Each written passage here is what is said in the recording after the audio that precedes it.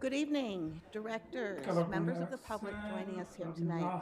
I will now call this October 25th, 2022 Committee of the Whole meeting to order. For those of you who might be joining us for the first time, Committee of the Whole meetings are informational meetings only. Meetings where the entire board gathers to hear about and discuss a particular topic. Tonight's topic will focus on quality instructional strategies. Just as with the past few months, we will first have the opportunity to hear from central office staff, then from a collection of principals and school staff, and then end our time for board member discussions and questions. Clerkins, will you please call the roll for the record? Here. Alamin waan joogaa, Ali waan joogaa, Surya waan joogaa, Dr. Jordan waan joogaa, Dr. Booker waan joogaa, Katrina waan joogaa, ardayga qofka Chair Ellison. Here, thank you. As mentioned, our sole item for the evening is quality instructional strategies. Interim Superintendent Cox, please go ahead. You're doing great. Thank you. Good evening, everyone. Just really glad to have you here tonight. As we've used this theme of going through the seasons of a school year, tonight we are on our quality instructional strategies, and we've moved from curriculum last month to talking about this. And when I think about this, I really think about this is where the art of teaching kind of comes in. So I'm really excited to see the presentation tonight. Excited and want to thank all of our principals who are here tonight, colleagues that they might have brought with them. Appreciate your time and being here. And I'm going to turn over to Dr. Amy Fearing. Hi, good evening, Chair Ellison, board members, student rep, interim superintendent Cox. Good evening. I would be remiss to not talk about the photo that you see up there. This is a student. She's actually a family friend who came from a charter school and chose to enroll at Fair High School this year as a ninth grader, and she attended some of the summer programs. samarkii xagaagii way ka qayb qaadatay marka saan inoogu sheegayo marka way adkayd Mr. saxaabteedii baa u xiistay iyo macallimiinteedii soo waxaan doonaya inaan tusiyo inaan soo saaro taswiirta qofka shaqaalaha As mentioned, sida la sheegay interim superintendent Cox, here's the agenda that we've been following for our committee of the whole. iyo kooxda oo dhan And then just quick as a starting off point here, I wanted to reground us in what we're aiming to be our goals. Obviously, I'm not going to read through all of these goals up on the screen, but just as a reminder to our directors that as you're listening, be aware of the specific breakdown targets that we're looking for as part of our strategic plan. I do know it's important to begin our conversation tonight by reminding ourselves of what this work is meant to accomplish for our students, so that the end goal that you can see there, and of course in your packet. Executive Director Hunter is unable to be with us tonight, so I just wanted to put up the three areas that she brings to the committee of the whole and representation of her department. The professional learning communities, our instructional leadership team, and our school improvement plan as part of working and weaving through our quality instructional strategies. We're going to be hearing from some members of our academic team, specifically our literacy and math, so they'll introduce themselves as they get ready to speak. So it is really a presentation of our academic team, not just myself or Deputy Rowinger, as it would be someday. Just a really quick review of our MTSS in grounding. Again, our quality instructional strategies are multifaceted. Really, you're looking at multiple ways that instruction is supported through assessment cycle, processes, which I just mentioned, through our PLCs, our ILTs, and then, of course, the infrastructure to support the implementation. This has been presented before, but again, as we think about what is quality instruction, regardless of the content agnostic, these things should be present in all. Having educators understand what is the science behind how students learn, the core content knowledge, what do I need to know to be able to teach my core content? Do I understand what students need to know before they got into my class? Do I know where they're going after they leave my class? And then cultural responsive and sustaining practices. This مسؤوليinta is ku what we saaran touched on last waxaan committee of the ka whole. hadalnay horay And then I did link up here haddana waxaan in linka soo our geli ku SOEI, or xidhay Standards of Effective sida Instruction, the macallimiinta domain, waxtarka domain iyo 3, waxa looga that looks leeyahay at markaad through classroom fiiriso observation, these different iyo areas. waxyaalahan diiradda saarayno And then I'm going to turn it haddana over to waxaan ku Lindsay. I do want to wareejinayaa say that we have Lindsay one waxaan member of our leenahay literacy qof baa team, jirta Jody, who is oo unable to be with waxbarasho ku us tonight. saabsan oo She's maanta noo imani over our karin K8 sababtoo ah literacy, K8 but the ayay rest ku of the jirta literacy team is here and introduce laakiin themselves as they go waa through the way isa sheegshegeen kuwa kale Thank you, Dr. Fearing. waad mahadsantahay Good evening, school board members. My kala name is wanaagsan Dr. Lindsay kooxda Robinson. guddida aniga I'm Dr. one of Lindsay the Robinson K5 balyadaan waxaa ka mid ah dadka meesha And what I'm sharing with you waxaan today inoo is wadaagaya maanta waxa a weeyaan look at some quality markaan fiirsano instructional dhinaca tilmaamaha quality tayadaynayo instruction, sorry, in literacy. wax akhrinta ku And saabsan so what I wanted to make sure marka that we waxaan mention on doonayaa this first inaan slide is hubo that reading is a markaan ka complex hadlo process. marka There's a waxa large akhrintu body of waxa weeyaan research that has waxdana found baadhis that fara there are badan baa 5 jirto effective daraasooyin approaches fara in badan how oo we teach muujinaysa children to read. sida loo Phonemic bilaabiyo awareness sida instruction, ardayda loo phonics barin wax u instruction, akhriyaan fluency, taasi ka vocabulary, mid and tahay qofku inuu comprehension. arkada barto And there's ereyada also barto uuna research fahmo that shows wixii that factors such iyo as dhinaca motivation, kale sheegaysa engagement, and qofka oral yacni language waxyaala development are hogaaminaya essential to marka ay literacy as barayaan well. wax kasta I wanted to mention that in waxaan rabaa inaan multilingual reading sheego instruction, marka waxyaalo phonemic luqooyin kale awareness kula and duwan oo phonics la instruction akhrinayo are essential there, but they taasina shouldn't waa be meesha taught salba u devoid of tahay context. laakiin waa in Often haddana we la focus baro really waxay ku hard on saaban that. tahay diiradda la And saaro context adag of tahay oral language, iyo vocabulary, luqada background knowledge, hadalka et cetera, are iyo also ereyada essential for macnahooga iyo wax bilingual kasta oo dhan didn't know how to use that. ma garanaysa loo isticmaalo So taas I'm focusing in so on waxaan diiradda something called a saaraya functional wax la phonics. yidhaahdo waxa And what you weeyaan see sida here is a qofku fahmaya PLC ereyada that is really focused on taasina using wax diiradda la data saarayo to guide macluumaadka our iyadoo la instruction. isticmaalayo And sida so I'll tilmaama tell you a loo little bit akhrisanaya ma loo about baranayo functional waxaan wax yar neega phonics. sheegaya It taas addresses two areas waxay ka of hadla laba quality dhinac literacy oo instruction. qualitiga It tilmaamaha explicitly teaches phonemic si dhaqso awareness waxay u and bartaa phonics, and I barana can talk about what ereyada those are as well. taana wax yar baan ka hadli Phonemic doonaa awareness is the most advanced taasi ka skill dignoontaas under the waxa weeyaan bigger waa term of to phonological xirfadda ugu awareness, and it horumarsan is actually completely tana oral. waxay ku saabsan tahay waa In hadal other oo words, keliya letters eer and afka letter laga sounds hadlo are actually not a tukan part waa of phonemic erayo awareness at all. It's all just hearing the sounds. dhammaantan wax weeyaan ilma Phonological awareness, sida the ku umbrella horeeyaan term, it includes word ereyada awareness, iyo syllable ereyga awareness, onset and fahamtaantiisa rhyme, and iyo identifying waxa and uu la producing words dhaqmayo that rhyme. iyo dhaqadiisa And phonemic awareness is the ability to manipulate individual phonemes or sounds marka in qof a kasta word. yani And functional codkiisa phonics iyo teaches sida uu leeyahay phonemic waxtaasina awareness waxayna skills baraysaa such as qofka inuu blending, xirfad uu yeesho segmenting, kaga deleting, and digtoonaado substituting phonemes. si wuxuu And fahmo phonics is marka connecting taasina waxay the la learning ku in leedahay phonemic awareness to actual qofka letters. So in akhrinta other words, ereyga the macnihiisa ku sounds xiran tahay that marka they're hearing dhawaqa in phonemic ay awareness, maqlayaan adding it to letters is what taasina phonics marka is. laba eray isku darayaan oo And kale so here you can see that Marka they've halkan waxaad u jeedaa identified a specific phonics waxay pattern sheegayaan arrimo diagram. khaas ah. And you can see there's a picture that's used in the curriculum for ing. And it uses data to determine instruction. And then on this last slide, you can see the second part of the PLC. It focuses on the specific instructional techniques used to teach digraphs, such as blending and using letter tiles. And these strategies were chosen in response to the data that was collected at the beginning of the cycle. And then at the end of the cycle, data will be collected and used to determine next steps. Now I'm going to hand it over to Megan.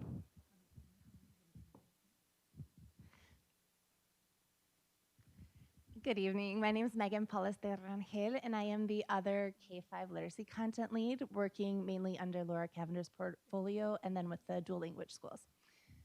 So I'm going to talk also about reading, but I'm going to discuss a little bit more about the language comprehension piece. I put up here the simple view of reading. That is the shift we are moving towards as a district, science of reading, the simple view of reading. And Lindsay talked a lot about the word recognition piece, as you can see up here, the phonics, phonemic awareness, which is crucial to learning to read. But there's also, that's just a small piece. Learning the language comprehension is also a very large piece of being a fluent reader.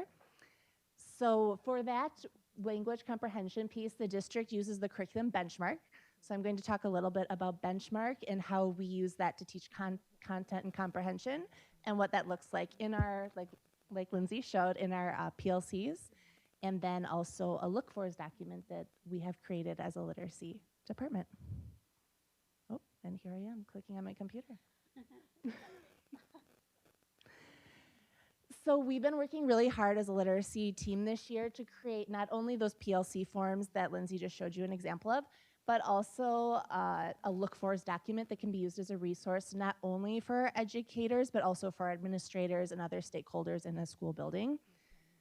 This is just a small piece of it. It's actually a lot longer and larger than this.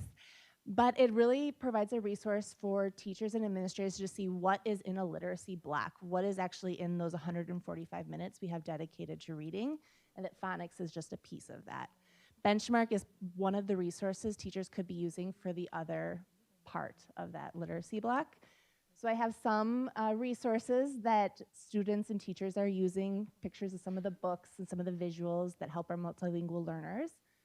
The document also kind of can be used as a resource for administrators to know what they're seeing when they walk into a classroom. What are they looking for? And then help them understand what they're actually seeing.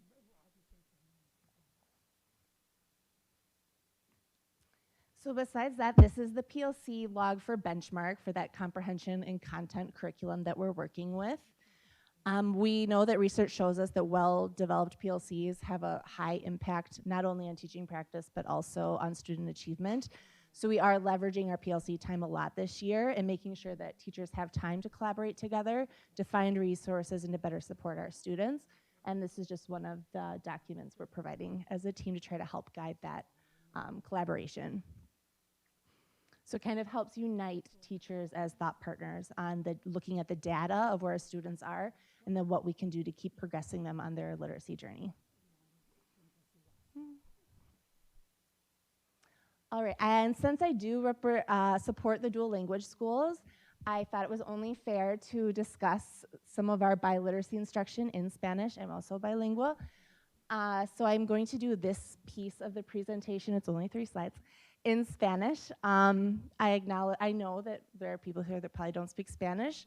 This was very purposeful in that kind of helping us acknowledge that we have a lot of multilingual learners, a lot of multilingual family members that have to support their students on a daily basis in a second language. And that not understanding is uncomfortable, right? It's uncomfortable. So if you do feel a little uncomfortable, I apologize, but just lean into that and acknowledge that that's what a lot of our family members and students are feeling on a daily basis. Entonces, aquí estoy, voy a empezar en español. Bueno, entonces estoy hablando acerca de cómo es leer en 2 idiomas. Estamos aprendiendo a leer en inglés, pero también en las escuelas dual estamos aprendiendo a leer en español. Así que tienen unas cosas extras que tienen que hacer los maestros. Por eso en las escuelas dual tenemos los directores, los maestros, pero también coordinadores bilingües que ayudan a hacer este puente, pues, esta conexión entre el inglés y el español. Entonces, igual, tenemos la versión sencilla de la lectura. Tenemos la comprensión, entender qué está pasando en mi libro. También tenemos la fonética, reconocimiento de palabras. Pero cuando estamos aprendiendo en 2 idiomas, tenemos la parte oratoria y también la transferencia entre los 2 idiomas. Esas son partes que hay que incorporar en las lecciones. Por eso tenemos nuestros fabulosos coordinadores que nos ayudan en las escuelas a hacer mapas curriculares que no solamente toman en cuenta benchmark, que es el contenido, esos estándares del estado de Minnesota, sino también toman en cuenta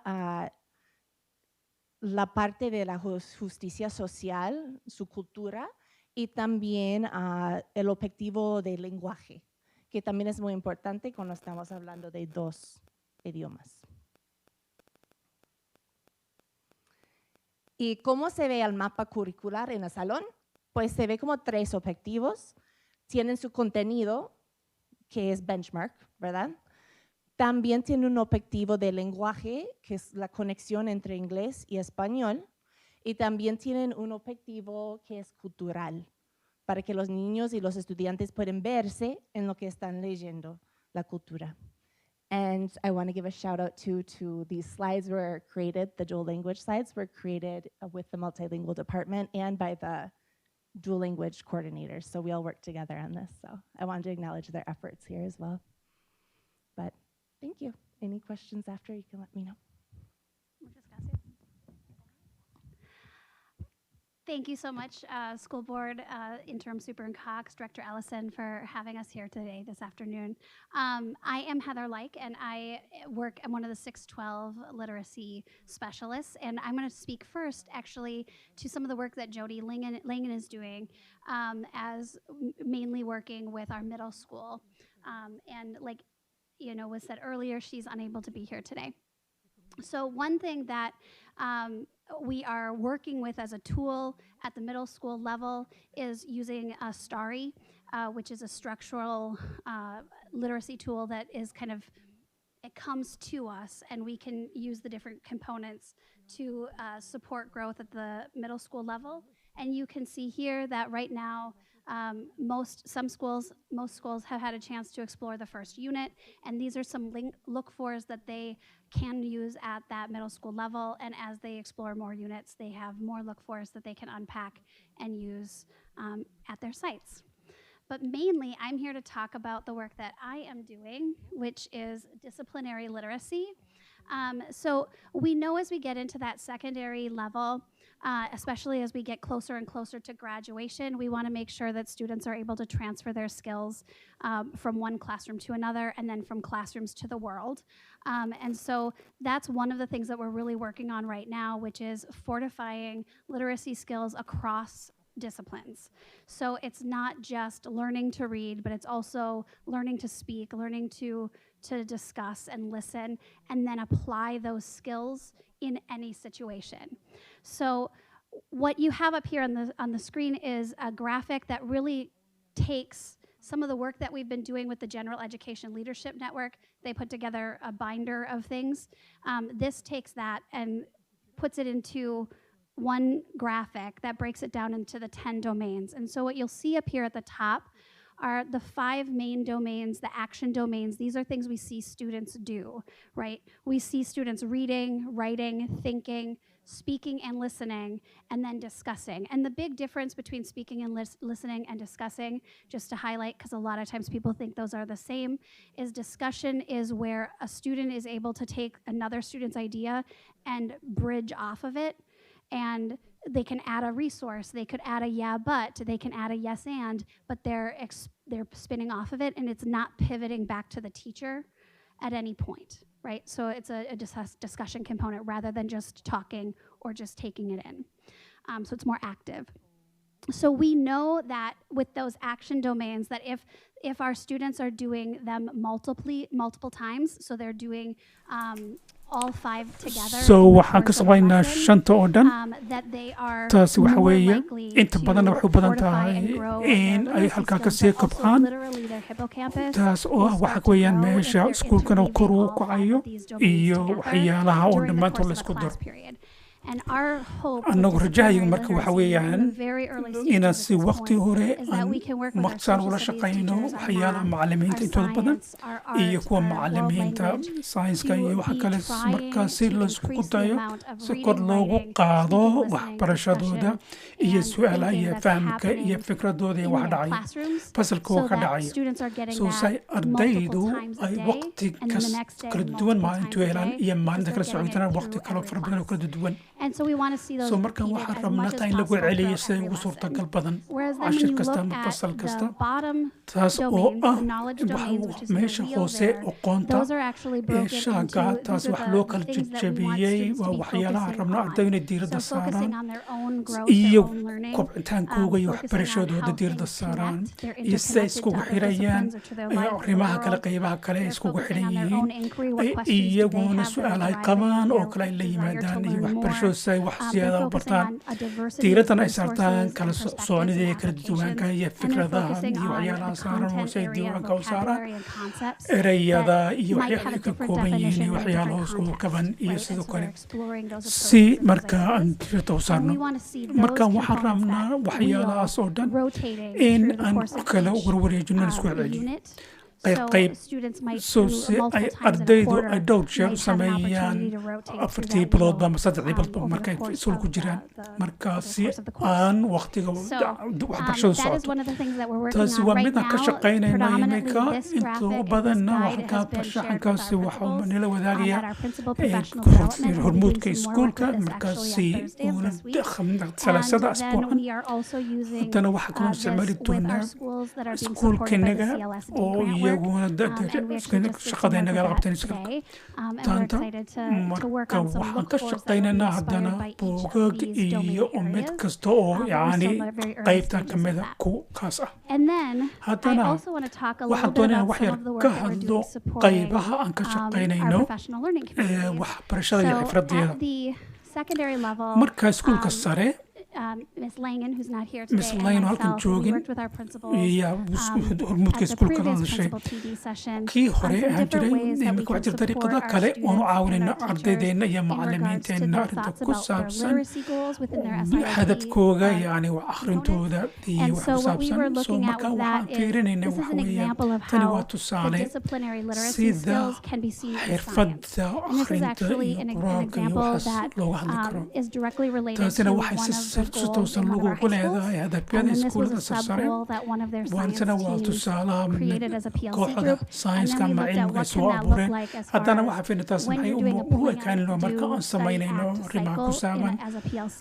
waxyaalaha what kale might TLC-ga that loo look yaqaano like? maxay taasi And u especially u as ekaan you're lahayd iyo trying to khaas support ahaan some of markaad those literacy doonayso components. in And you aad can see as you caawido go waxyaalaha through ku this, saabsan that yacni in the due akhrinta iyo cycle, qoraalka they're iyo looking at waxyaalahaasi aan u fiirin waxay a fiirinayaan role. I had to write it down hadafka 'cause I iyaga didn't want to forget. Role, ma raba in audience, loogu format, topic, dowrka ay structure. ku leeyihiin And meesha with that component, you're really taasina looking waxay at ka kooban connections tihiin to waxtana outside of xiriirka the area. dibadda dhinaca ka baxsan ay ku The leedahay action domains are all in meeshaan that yacni ficil ka format piece. saarayno The topic is content waa and inquiry. mawduuca So it's laga hadlaya connecting su-aalaha many of yacni those laga qabo components of markaas aynu that saarno disciplinary ardayda inta badan literacy in that one maaha bedel strategy. waxbarashada And iyo then hal khidad oo they're keliya analyzing their data taasi ay to look analysis at ku how they want to sameynayeen move forward. macluumaadka say And u then fiiriyeen once they move say usii hore forward, usi socon lahaayeen one of their components mid for ka mid a actions taas is ay ka actually kobantay to ma look at ficilkoogu students waxa weyn ardayda and inuu ku how xiro students would iyo tweak the approach ardaydu moving forward, sida ay which pulls imika us wixii back ka dambeeya into ay u yacni u the self and bilaabi peer lahaayeen reflection domain iyo of that saaxiibadood knowledge iyo piece in waxooga the bottom. aqoontaas So this is just an example of tani how waa hal tusaale oo ka mid a ah PLC can sida support the TLC-ga disciplinary ay u literacy caawini work. doonaan So thank you. waad I'm going mahadsantihi to pass it off to Matt. waan wareejinayaa Thank you, Heather, and thank you, literacy team. waad mahadsantahay ador iyo Good kooxda evening, kala members of wanaagsan the board. My name is Imi- Miriam Touré, iska and I Miriam Touré support bal yihahdaa. K-5 mathematics. anigu xisaabta iyo Here we go. Okay, so quality instruction in mathematics. Students should be engaged in problem-solving tasks that are challenging, open-ended, and encourages multiple solutions. Representations should support the should support seeing mathematics in multiple ways, which can develop their mathematical thinking. Teachers have the flexibility to leverage students' culture, conditions, and language to support and enhance their mathematical learning. With this, students should share their thinking in multiple ways that include verbal representations as well as written. Thank you. Okay. Quality, we're going to talk a little bit about it in the PLC structure. Quality instruction in mathematics depends on solid planning practices, which can be accomplished through the PLC structures. In response to DeForest's 4 questions, what is it we want our students to know and to be able to do? How will we know if each student has learned it? How will we respond when students do not learn it? And how will we extend the learning for students who have demonstrated proficiency? Understanding the big ideas or the content, the strategies students use to demonstrate their thinking, as well as the models students use to represent their thinking, directly correlates to what we want our students to know and to be able to do. In the appendix, slides 43 through 46 are some a sample of unit planning and an example of how strategies and models are utilized to develop those skills and concepts. Good evening. My name is Jennifer Hanzak, and I also support K-5 mathematics in Minneapolis. So in the previous slide, we were looking at how will I know if students, how will we know if students have learned it. So we have the use of screeners, pre-assessments, and post-assessments that provide teachers with an understanding of what their students know. This understanding helps teachers with planning to meet the needs of their classrooms. This includes re-engaging students into the core, and there are examples that teachers can use, and it also means that we can provide an extension to the core as well. And there's also examples of how teachers can plan purposefully engaging students into the core and extending the core for those students who need that based upon the screeners and the assessments.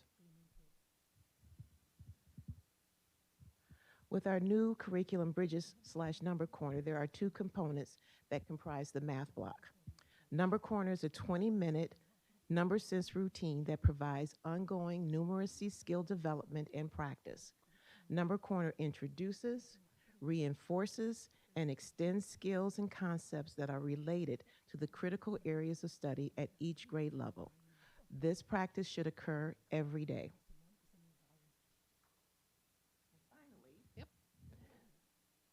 Oops, there we go. Problems and investigations is where the majority of the grade level standards are introduced, developed, and mastered. It is the core lesson.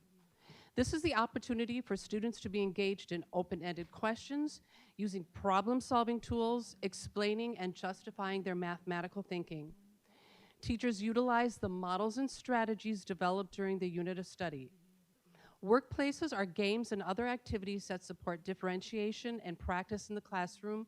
These opportunities follow problems and investigations. And this is a list of some of the things you would see in the classroom during problems and investigations. Yep.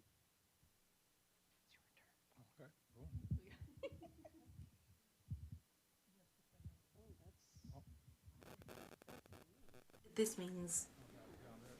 Oh, yeah. There's something wrong with this thing going on and off. Yeah, this means. Sorry, I just have one more slide before I turn it over to Executive Director Francis. But intaan ku wareejinin hogaaminta tani waxaan dib ugu celaynaa sidaan loo hubaynayno xirfadda waxaan haysanaa qiimayntii runta ahayd oo saxda iyo qofka sida shaqadoodu bixiyaan waa inaan mijna waa inay noqdaan meel tayada waxaan haysanaa waxbarasho khaas ah sidaan hore usoo sheegay sidaas oo kale TLC-guna way la soconayaan asbuuc bay ula soconayaan wixii dhacay marka waxaan wareejinayaa sameecadda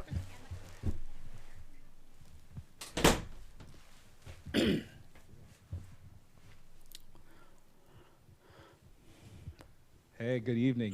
Good wanaagsan magacayga John Francis anigu waxaan ilaaliyaa meesha iskuulka bulshada Minneapolis anigu waxaan horeynayaa inaan nila shoogo inaan xiriirka u sameeyo hadafkayga uu yahay ardayda cimiladooda dareenkooga iskuulka sida uu imanaya waxaan dareemanayaa iskuulka shaashada sidaad uga jeedo waxaan ka hadlaynaa iskuulka oo fiican 2026 toddoba ardaydan la shaqaynayno sida aan u samaynayno macluumaadka hadafkeena waa boqolkiiba 60 malihin sidaas laakiin waxaan doonayaa hubaynaa 60 wax ka badan ardaydeenu inay saa dareemayaan Think about it. So balka fikir marka adigana shakhsi ka dhiga marka adigana noloshada ka firan inantaydu waa afar weeye so 2027 waxay noqon doontaa 7 bay noqonaysaa so marka waxaan leeyahay sida ay noqon doonto so marka qadarto iskuulka iyo sida aan rabno inay noqoto ardaydeena so marka halka fiiriso waxay ku qornay waxaan rabnaa ugu yaraan boqolkiiba 60 ardaydu in ay had iyo jeer dareemayaan ammaan iskuul ku dareemayaan taasi waxay muujinayaan inay halkaa yacni u cuntamaan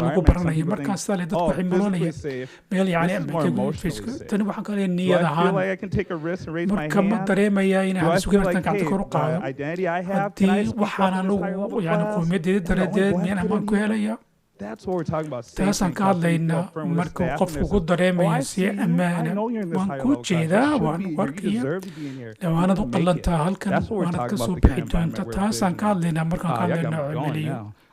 Well, imagine. And so then also the high expectations. I think it's so important that you have that belief waa inaad in our aaminsan students, tahay that taas they arday feel it. ahaan way Students know when they dareemayaan walk in, if ardayda there's a waagii markay belief soo from the galaan staff in them. inay So create an shaqaalo environment where, aamintaan fikrada ka we're qabaan providing staff waanu opportunities to siinaynaa grow and how they're shaqaalaheena doing that work with students, waxay building the climate in the room si so students cimilada feel iyo welcome wax and waanu supported dhisaynaa and si waana affirmed in lagu their identities. caawinayaa I'll highlight briefly around si some of the kooban ways that dariiqooyinka professional development dadka xirfad has been koruqaadka used to loo support isticmaalay quality si ay instruction, wax u because isticmaalayso you have to be tilmaanta mindful of tayada that leh educator if inaad they're supporting xasuusnatiin students and calin ahaan students from ardaydan different caawido backgrounds. ardaydan meelo We're kala all duwan bay ka humans. We yimaadeen have areas that bini we need to aadmaana grow in, meelaan being jirtaan u audited baahannahay of. wax Myself, kor me noogu too. qaado Derek Francis, equity director. fasaladooda I'm aware of my waan own lens of ogahay bias and things anugu that have to be yani aware of, xashadeedii so that I waxyaalay don't cause harm to so students markayna in dhibaato school u spaces or aboorin other meesha staff. ardaydaas So we iyo do shaqaale professional development so around markaan that, si aan u so that we can do samayno that work xirfad ongoing. kor u kaca We have our dhinacaas district waxaan strategic haysanaa plan waxaana highlighting jirta goal area 2 and 4. qorsho And iftiiminaya those strategies are designed to marka make sure we're aware of xeeladahaas how waxa loogu students are feeling, talagalay being seen and ardayda in heard kuloo in qaado school meesha ay space. dareemayaan We have content you waxaa see jirta there waxay ku qoran that waad we ujeedaa use that waan has a focus isticmaalaynaa on supporting diiradaan saarayno the building of students' ayadayno identity. dhismaha And then qofka meesha ka restorative soo jeedo practices, we have a lagu partnership dhaqmo with the Legal Rights Center. And dadka restorative work is so important xarunta because shuruucda everyone wants to say that we're waxaan doing rabaa diversity inaan bardo inclusion, inaan we're a diverse samayno oo district, dadku isku and we mid have yihiin representation. degmada oo dadka But if matalaya we ay ku are jiraan being honest, there's times where annagu issues mayaan come up, daacado nahay where arrimaha things are said yimaadaan that's hurtful, haddii where racism qof macallinka yimaado happens. qof xun oo And dhibaato so leh having the ability to so say, hey, marka we're going to learn kartidaad from these haysato war things wax that waan ka happen baranay and wixii redo dhacay the restorative work oo and marka model waana how to do shaqadii that dib work kamay so ma ka that students samaynayna are able to learn so it at a marka young say age. Like, hey, ardayda aan here's how we fursado handle siinay these wax u situations. bartaan That's the work we have to be mindful taa of weyaan moving shaqooyinkana forward. lanaga So rabo I'll in pause macla and dambe thank you xasna so halkaasaan much ku for your time joojinaya to ku share. mahadsantihiin waqtigaad ila wadaagteen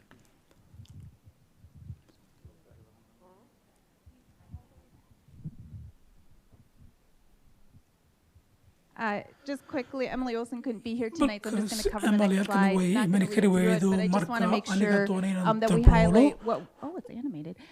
What we have here to waxaan halkan support ugu our jeedno teachers si aan u as we caawino go through the work of ensuring macalimiinteena quality markaan instruction. ugu malayna hogaaminta So I know koruqaadka that this slide tayada is a little waxbarashada busy, waan u jeedaa but I do want to highlight waxaan that doonayaa we na don't iftiimiyo just si expect aanan u great things. filaynin We actually waxyaalo provide the waaweyn support. And laakiin again, waxaan if we need usbanaynaa to provide more ayidaadda support, we're welcome haddii to aan u that feedback baahannahay and have wax ongoing ziyaada aynu conversations gudbina with waan our kusoo teachers about what dhawaynaynaa else we need. macalimiinta iyo So dadka with kale that, wax it is bartay time to turn it over to so our imka schools. waqtiga la So we have wareejin a lahaa few kuwa minutes for iskuulka transition, si and waqtiga la we take the siiyo time forward.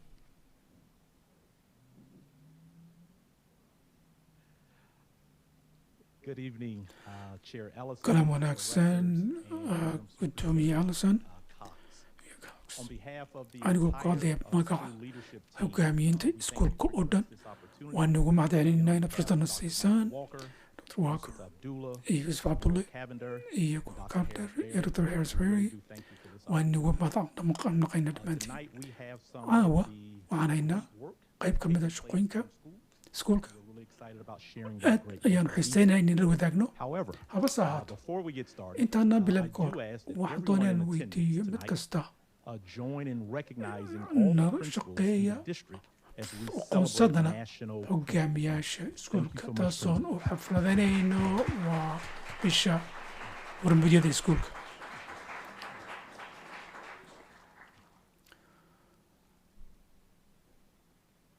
waxaan ka bilaabaynaa iskuulka Winona oo Kuwaitan ay ku xigto Lindale sida ujeedo dad marti ayaa noo joogta Lindale iyo Franklin iyo Heritage iyo Thank you, Dr. Thomas. Dr. Good evening, school board members. Amy Lumen, principal at Lake Nokoma's Community School, Winona.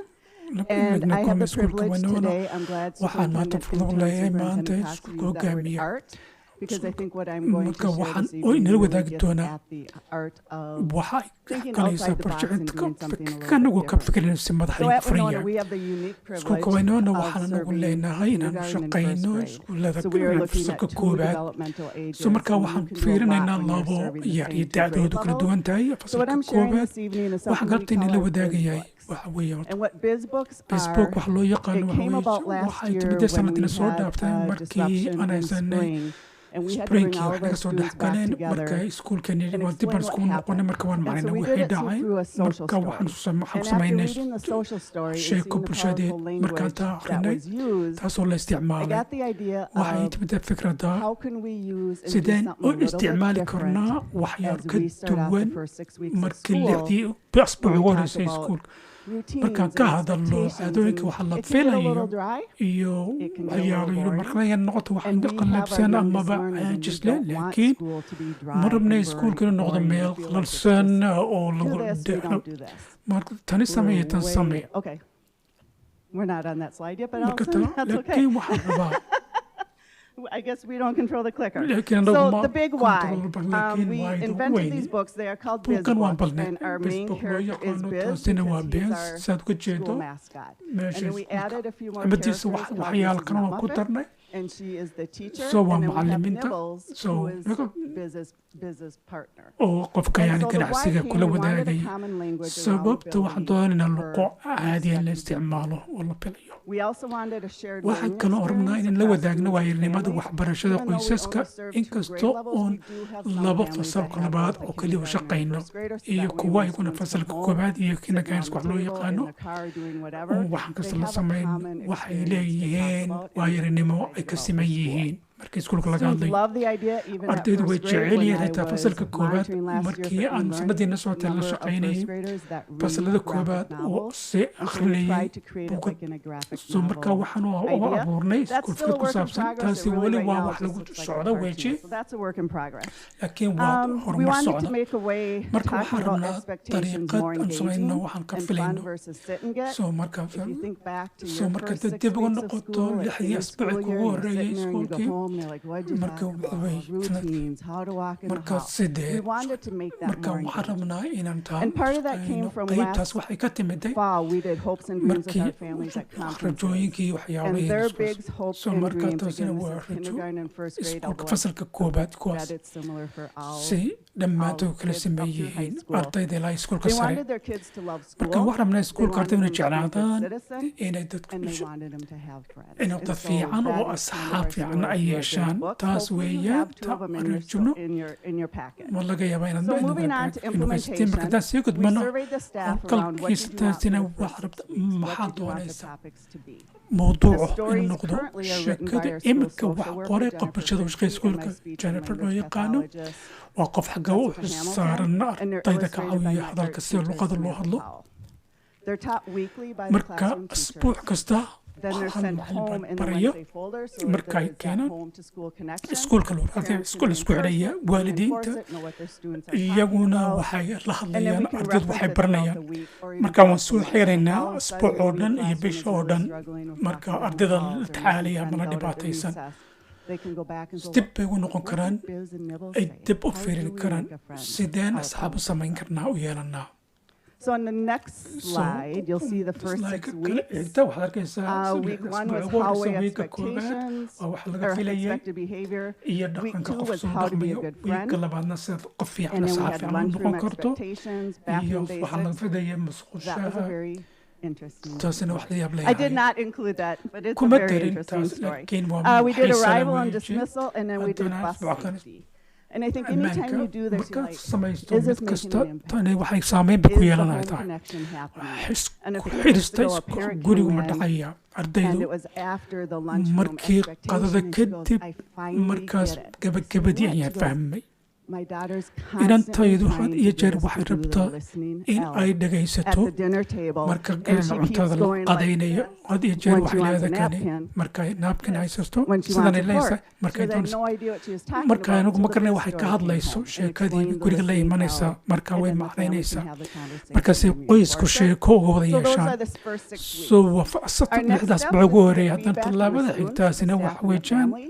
Are they qoyska making the impact that we hope to do? saamayntii aan rajaynayna ma ku We yeelanaysaa are going to do a marka staff waxaan survey for our rabaynaa next haddana 6 topics.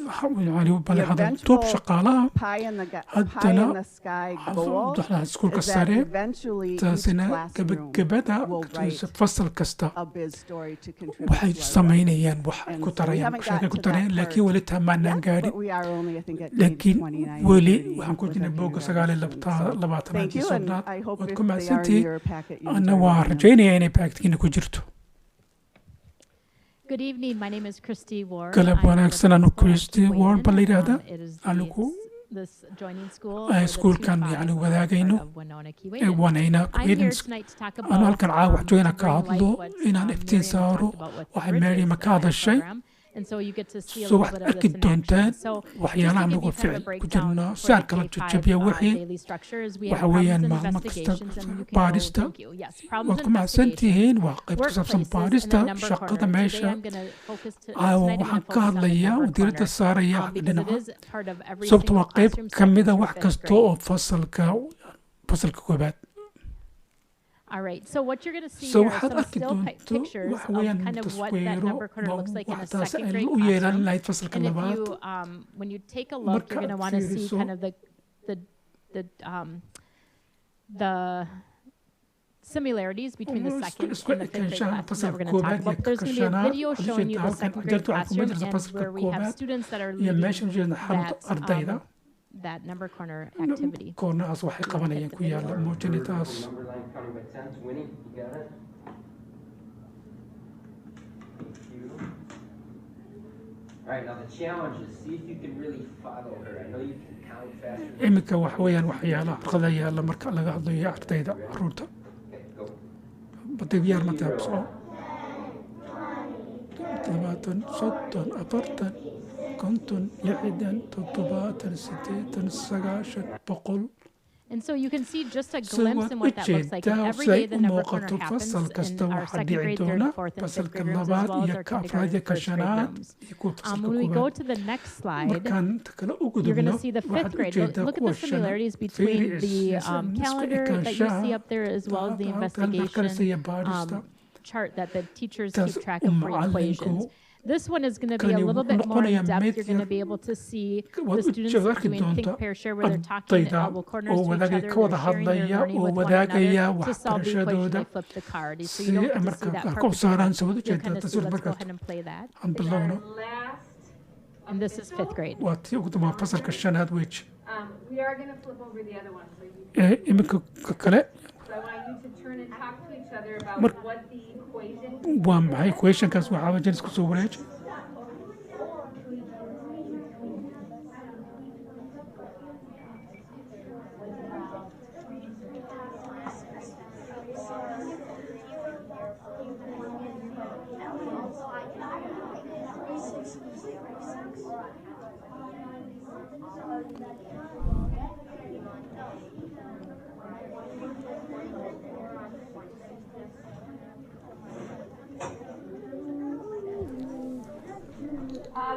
Amen.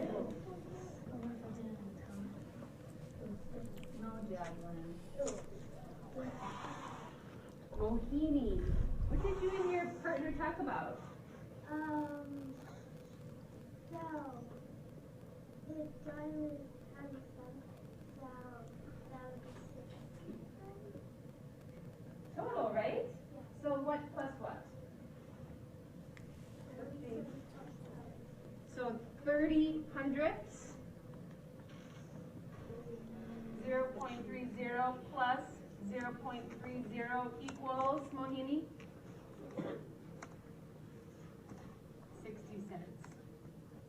Anybody else come up?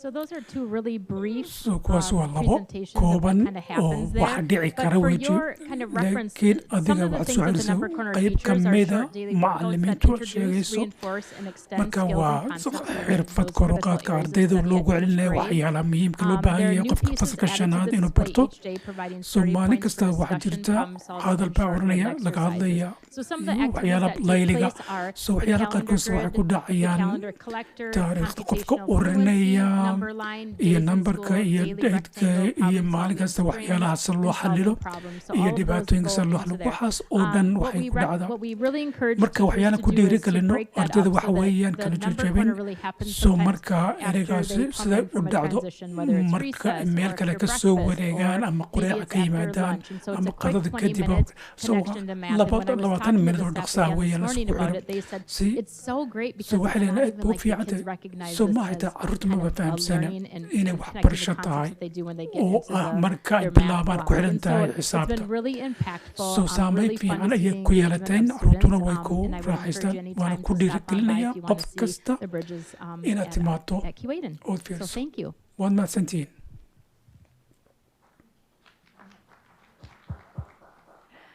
Hi, good evening. My name kala is Megan wanaagsan O'Connor, and magacayga I'm the Megan principal of O'Connor Glendale Community School. iskuulkaas baan ku jira bulshada I'm just going to quickly introduce anu my si friends dhaqso and if ah everyone could give them a smile and saaxiibaday we'll take a ayaan deep breath. isbaranayaa si Going back qof to what kastaba Derek oo was ilkaa saying, ugu they cadday need to feel welcome, right? So marka this is waxay Ibrahim, dareemayaan in he's lagu a soo second grader at dhaweeyo Glendale. waa Lindale Maida, a first Naida grader. fasalka koobaad Farhia Dell, our Farhiya Somali Heritage teacher, and Hannah Haley, a macalimiinta research Soomaalida wax ka school. barta So this evening, so I'm galabta going to talk to you about our marka waxaan Somali inaga Heritage hadlaya program. barnaamijka Soomaalida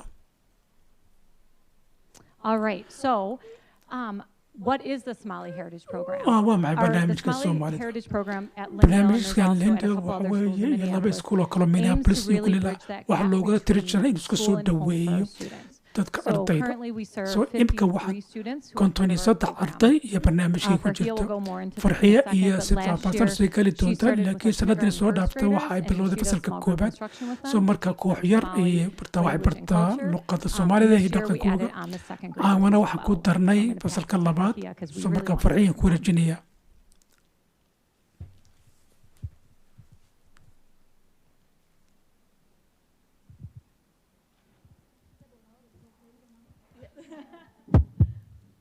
Just to give you a little snapshot of so daily tii wax yar lessons. kooban ii sheego We come in, waan imanaya soo we galaya greet each other in Somali. We have a waan little conversation, isku salaamayna waan and then sheekaysanaa we practice the haddana waan previous learning. isticmaalnaa That can barashadii include counting, colors, xisaabta alphabet, midabkaynta iyo we alfabeetka practice writing sentence. iyo iftiinka Kan waa jale means this is red, this is yellow. marka waxaan Simple sentence, midabada kani we do a waa lot of madow conversations. waa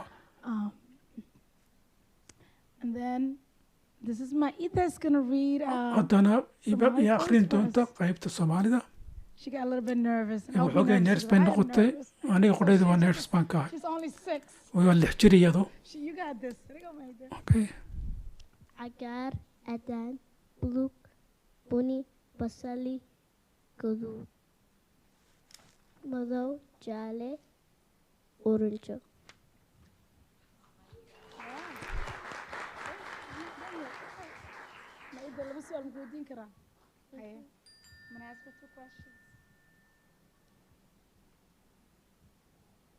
labada xaraf aan Soomaali ku jirno P and Z. P maxaa lagu bedelaa Ba. ana Z maxaa lagu bedelaa Sa. waa maasan tahay do you want to introduce Ibrahim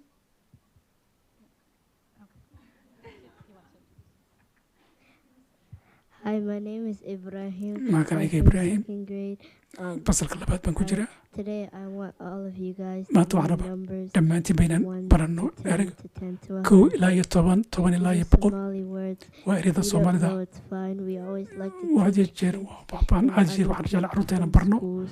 iskuullada Not qaarkood like for example, ma there's tusaale ahaan lots of Christians, right? Then And we say we all want to be together. waxaan in rabnaa dhammaanteen loving isku mid noqono family. qoys bas wada It does jecel not matter if you're Christian or ma not. kala duwaneyd hadaad We just masiixi want tahay you to hadaad learn hadaad and have fun. waa inaan Now wax I'm wada gonna baranno give you some numbers. iminka tiraan ini akhrinayaa kow labo saddex afar shan lix toddoba sagaal sagaal toban labaatan soddon afartan konton lixdan toddobatan siddeetan sagaashan boqol and kun. These numbers are so I'll tell you kun ko is 1, labo is 2, saddex is 3, afar is 4, shan is 5, lix is 6, toddoba 7, sagaal is 8, sagaal no sideed is 8, sagaal is 9, toban is 10, labaatan is 20, soddon is 30, and afartan is 40, and 50 is konton, and 60 is lixdan, and 70, this is a long one, toddobatan, and then 80 is siddeetan, and then 90 is sagaasan, shan, and then 100 is bukan, that's 100 in Somali if you didn't know, and 1,000 is kun.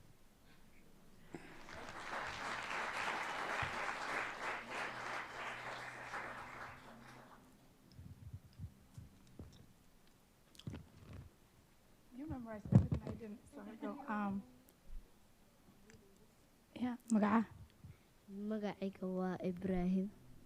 Imisana jirtaa? Wax sideed. Cuntada ugu jeceshahay? Cunto wadaxsaa waa bariis and what's it called, jabati, bariis iyo sugo.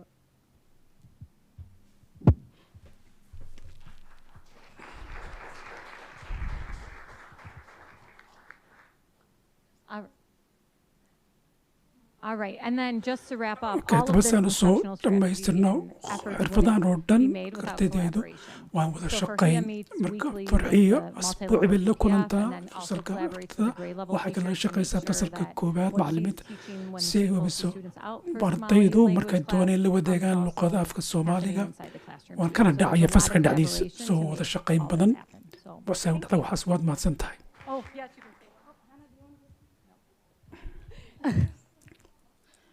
I took your spot there, I'm sorry. I think I just want to add to that.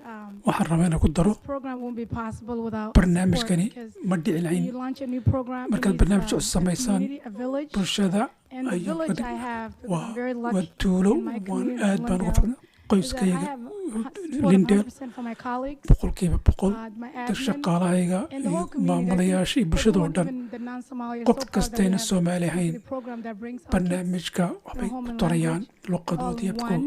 waa I hal think that is, I just want to thank my colleagues. waxaan my doonayaa principals that saaxiibadeen ku really mahad support. celiyo It is sida ay really noo hard to, caawinayaan way adag tahay for kids when you have ardayda ELL, yaryar special ed, ee speech, waxbarashada and khaaska for u them baahan to take a tusaale burden ahaan to in put a ay kid mas-uuliyad so they can have their sanad culture language. si ay That is just shaqo iyo amazing, luqo and u we bartaan don't oo give wax thanks fiican to my colleagues and principals and shaqaalahayga iyo all of you. hormuudka Thank you. iskuulka dhammaantood ku mahadsantihiin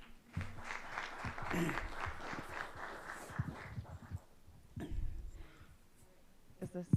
Oh, it is on. Okay. Hi, I'm Heather Fry. I'm the Aniga interim Heather Fry, principal at Franklin Middle School. Franklin I'm also Middle here with School the ba friends. ayaanu ku I don't know how I'm going to be able to follow that or how sidaan we are taa going to be u able to dabakici follow that, doona but taa lama soconi we karno will try. laakiin waan isku dayaynaa When I was asked to come and markii la present today, weydiiyey I halka thought kaalay oo instructional hadal la practices, yidhi we are a STEAM middle school. annagu iskuulka And dhexe so what better ayaan nahay way soo marka ma to jirto dariiqad ka present fiican than oo to